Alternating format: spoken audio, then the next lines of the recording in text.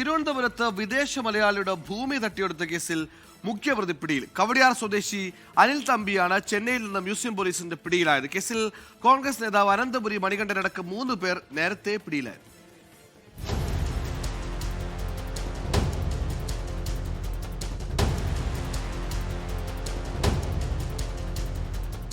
അമേരിക്കയിൽ സ്ഥിരതാമസമാക്കിയ ഡോറ ആശ്രി എന്ന സ്ത്രീയുടെ 6 കോടിയോളം വില വരുന്ന തിരുവനന്തപുരം ജവഹർ നഗറിലെ ഭൂമിയും വീടുമാണ് അനിൽ തമ്പിയും കൂട്ടരും തട്ടിയെടുത്തത്.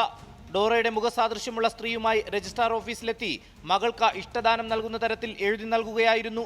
പിന്നീട് ഈ സ്വത്തുക്കൾ അനിൽ തമ്പിയുടെ ഭാര്യാപിതാവിന്റെ പേരിലേക്ക് മാറ്റി. കേസിൽ ഒളിവിലായിരുന്ന അനിൽ തമ്പിയെ ഇന്നലെ ചെന്നൈയിൽ നിന്ന് മ്യൂസിയം പോലീസ് കസ്റ്റഡിയിലെടുക്കുകയായിരുന്നു. ഇന്നുച്ചയോടെ തിരുവനന്തപുരത്തെത്തിച്ചു. കേസിലെ മറ്റൊരു മുഖ്യപ്രതിയും കോൺഗ്രസ് നേതാവുമായ അനന്തപുരി മണികണ്ഠനെ നേരത്തെ പോലീസ് പിടികൂടിയിരുന്നു. മറ്റു പ്രതികളായ ആൾമാറാട്ടം നടത്തിയ സ്ത്രീയെയും മണികണ്ഠന്റെ അനുജനെയും നേരത്തെ അറസ്റ്റ് ചെയ്തിരുന്നു. അനിൽ തമ്പിയെ കൂടി പിടികൂടിയതോടെ മുഴുവൻ പ്രതികളും അറസ്റ്റിലായി. തട്ടിയെടുത്ത വീടും വസ്തുവും സ്ഥിതി ചെയ്യുന്ന ജവഹർ നഗറിൽ തന്നെയാണ് അനിൽ തമ്പിയും താമസിക്കുന്നത്. ഡോറയുടെ ബന്ധു ഭൂമിയുടെ കരമടയ്ക്കാനായി വില്ലേജ് ഓഫീസിലെത്തിയപ്പോഴാണ് തട്ടിപ്പിന്റെ വിവരം പുറത്തറിയുന്നത്. ബന്ധു മ്യൂസിയം പോലീസിൽ നൽകിയ പരാതിയെ തുടർന്ന് നടത്തിയ അന്വേഷണത്തിലാണ് പ്രതികളെ പിടികൂടിയത്. 24 തിരുവനന്തപുരം.